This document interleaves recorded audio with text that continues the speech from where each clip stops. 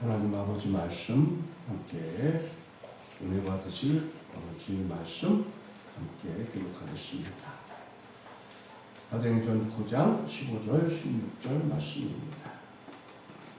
사명을 발견하는 삶, 사도행전 9장 15절 16절. 16절 말씀은 다 같이 합독하겠습니다. 주께서 이르시되 가라, 이 사람은 내 이름을 이방인과 임금들과 이스라엘 자손들에게 전하기 위하여 택한 나의 그릇이라.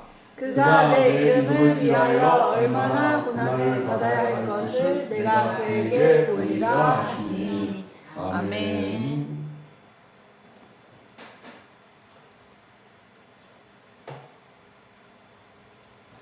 하나님의 말씀 제목 따라서 해보시기 바랍니다. 사명을 발견하는 삶. 사명을 발견하는 삶. 아멘. 이런 주제로 함께 말씀을 통하여 은혜를 받기를 원합니다. 20년도 우리가 주제의 말씀이 내게 능력 주신다 해서 내가 모든 걸 할 수 있느니라. 사도행전 4장 13절 말씀이고, 능력받아 다시 사명을 감당하는 비전을 가지고 26년도를 시작을 했습니다. 그래서 우리가 3월달까지 우리가 능력받는 부분, 하나님의 능력이 얼마나 필요합니다.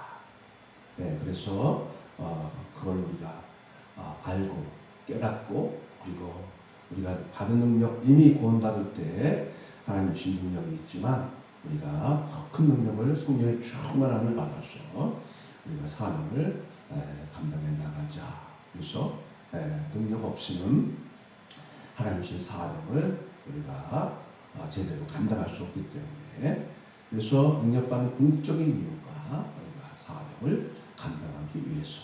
그래서 이제 사명 부분에 대해서 우리가 4월달부터 이 말씀을 통해서 함께 은혜를 받고 있습니다.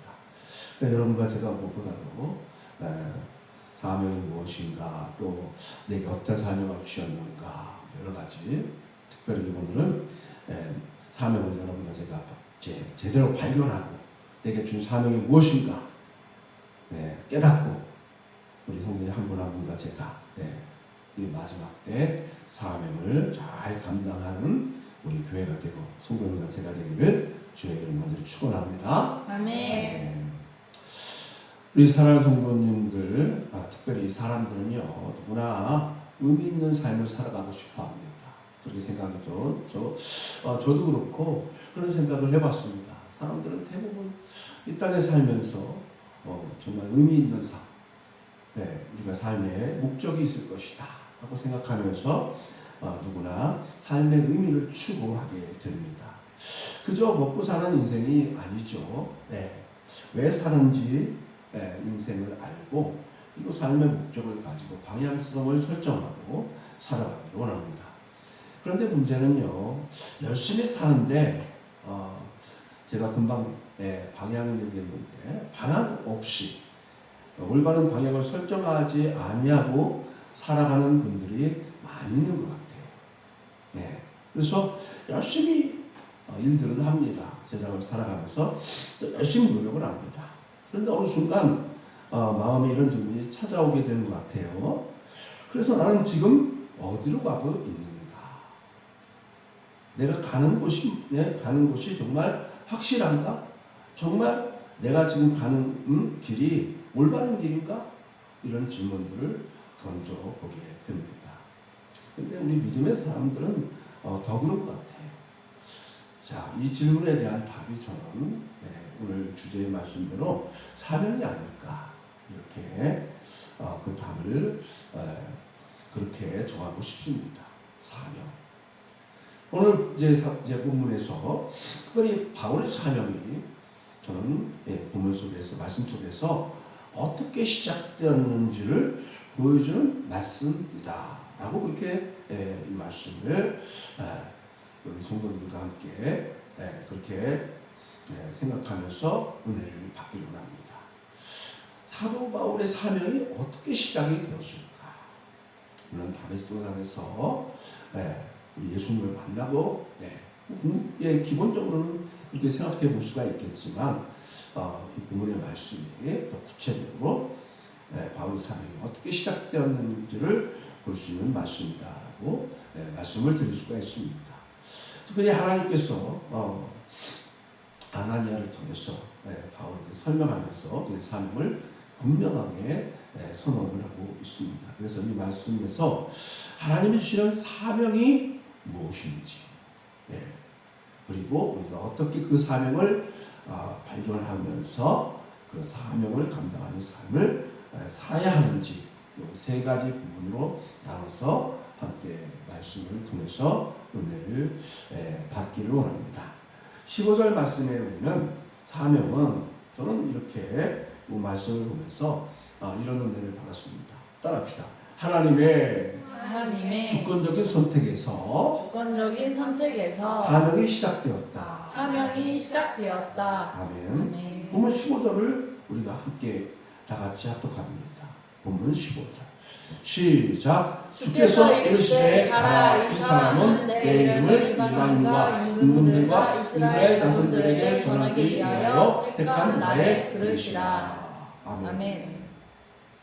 자, 그래서 이 사람은 내 이름을 이방인과 임금들과 이스라엘 자손들에게 전하기 위하여 택한 나의 그릇이다. 말씀인데 핵심의 두 가지가 있습니다. 핵심의 말씀이 택했다는 것, 택한, 그리고 또 하나는 그릇. 이 핵심적인 두 구절을 생각해 보지 않을 수가 없습니다. 바울은 스스로 사명을 선택한 사람이 아닙니다. 그렇죠? 하나님께서 그를 선택하셨다. 그를 부르셨다. 라고 고백을 하고 있는 것입니다. 더 놀라운 것은요, 그 선택받기 전에 그의 삶의 모습을 저는 생각해 봅니다. 그가 어떤 자였습니까? 교회를 핍박하는 사람이었습니다. 예수님 믿는 사람들을 잡아서 죽이는 사람이었습니다. 그런데 하나님은 그런 바울을 향해서 말씀하시죠. 내가 너를 택했다. 내가 너를 불렀다. 라고 말씀합니다. 이것이 바로 하나님의 은혜인 줄 믿습니다. 그래서 사명은 자격 있는 사람에게 사람이 받는 것이 아니라는 사실을 깨닫게 됩니다. 그 당시에는 자격이 없습니다. 그런데 하나님 그를 택하셨다, 불렀다고 하는 것입니다. 그래서 하나님이 택하신 사람이 받는 것, 사명이다. 그렇게 우리가 은혜를 받습니다. 하나님 택하신 사람이 받는 것, 사명. 어떻게 보면 구원받은 사람 모두에게 기본적으로 여러분 택했다. 그럼 구원받은 사람을 1차적으로 의미하는 거죠. 여러분과 저는 다 하나님의 구원받은 하나님의 자녀의 백성으로서 사명이, 기본적인 사명이 주어졌어요. 땅까지 복음을 증거하고 하나님의 사랑을 선포하는 것은 구원받은 모든 사람들에게 이제 주어진 기본적인 사명인 줄 믿습니다. 그런데 더 나아가서 하나님이 이제 사명자로 불러주셔서 일하게 하시는 것은 좀 차이가 있죠. 주의 길을 걸어가도록 불러주시는 것. 그래서 하나님이 오늘 본문에 바울이 어떻게 표현됩니까? 내 이름을 이방인과 임금들과 이스라엘 자손들에게 전하기 위하여 택한 나의 그릇이라고 이렇게 구체적으로 말씀하고 있습니다. 그러면 우리는 이렇게 기도하기를 원합니다. 하나님, 내가 무엇을 할 수 있습니까? 이런 기도가 아니라 하나님, 나를 무엇을 위해 부르셨습니까? 이렇게 기도할 수 있는 우리가 되기를 원합니다. 아멘. 그래서 사명을 발견한 첫걸음이 바로 내 생각, 내 계획을 내려놓고 하나님의 뜻을 구하는 것. 하나님이 나를 부르셨기에 정말 나를 왜 부르셨을까? 하고 우리가 하나님의 뜻을 구하는 여러분과 제가 되길 줄 믿습니다. 그래서 나는 지금 내 계획대로 살고 있는가? 아니면 하나님의 부르심을 따라 살고 있는가? 믿음의 사람이라면 이 질문을 던질 수밖에 없습니다. 여러분과 제가 하나님의 부르심을 따라 살아가기로 결심하기를, 그래서 사명을 발견하기를 주님의 이름으로 간절히 부탁을 드립니다. 아멘. 그럼 두 번째는 이 사명은요, 16절 말씀을 통해서 우리가 함께 생각해 볼 수 있는데 따라합시다. 고난과 함께 고난과 함께 사명이 주어진다. 사명이 주어진다. 아멘. 그래서 16절 말씀을 우리 다 같이 합독합니다. 16절 시작. 그가 내 이름을 위하여 얼마나 고난을 받아야 할 것을 내가 그에게 보이리라 하시니. 아멘. 그가 내 이름을 위하여 얼마나 고난을 받아야 할 것을 내가 그에게 보이리라. 자, 하나님은 바울에게 사명을 주시면서 동시에 뭐를 말씀하신 거죠? 고난을 말씀하신 것입니다. 이 부분이 굉장히 중요합니다, 여러분. 우리는 사명을 이야기할 때 항상 뭐만 생각하냐면 그 뒤에, 사명 뒤에는 영광과 축복과 열매만을 먼저 생각합니다. 저도 교회 처음에 개척할 때 꿈에 부풀어서 큰 교회를 막 상상하고 막 시작을 했었고, 또 물론 하나님의 은혜로 우리 교회도 많이 부흥됐었지만 코로나를 거치고 또 시대적인 이런 상황 속에서 많은 성도님들이 빠져나가고 빈자리가 너무 많고 참 그렇습니다. 근데 아무튼 그때 당시 시작할 때는 막 꿈에 부풀어요. 근데 사역을 하면서 이제 뭐가 다가와요? 고난들이 다가오더라고요. 많은 어려움들이 다가와요. 근데 그때는 막 기도로 막 열심히 기도하면서 돌파하고, 정말 성도님들하고 전도에서 복음을 전하면서 상담하면서 한 번 구원받는 걸 보고, 또 어려움 속에 있는 성도님들이 그 어려움을 뚫고 믿음으로 사는 모습을 보면서 참 힘들었지만 참 목회의 길을 걸어가길 잘했다, 주의 길을 걸어가길 잘했다, 이런 마음도 그때는 제 마음속에 있었거든요.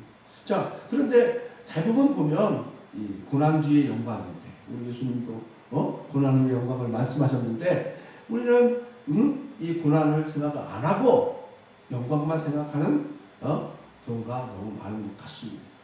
우리 예수 믿으면 무조건 복 받고 무조건 잘 되고 그런가요?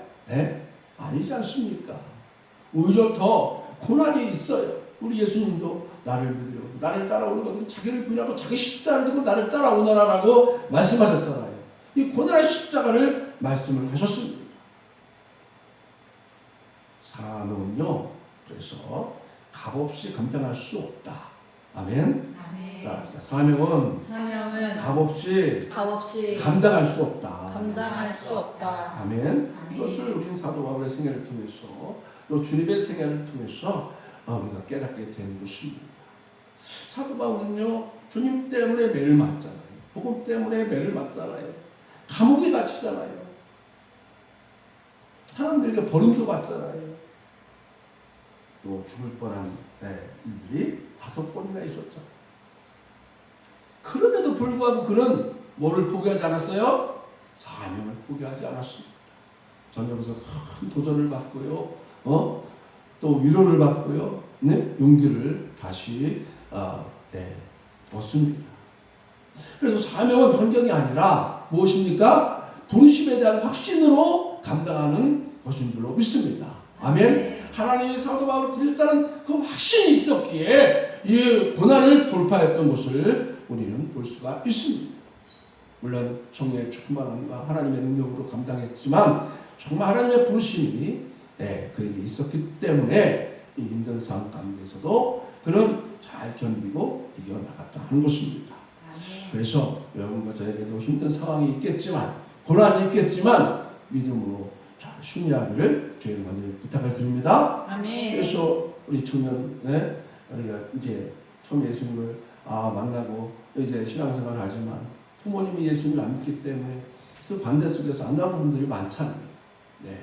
그래서 잘 이겨냈으면 좋겠는데, 그래서 권면도 하지만은 각자의 신앙에 따라서 그가 이제 결정하고 행동하기 때문에 참 기도를 많이 하고 있습니다만은 그 부모님 전도, 가족 전도가 되어지면 또 신앙생활하기가 또 수월하겠죠. 근데 그때까지는 어려움이 있겠죠.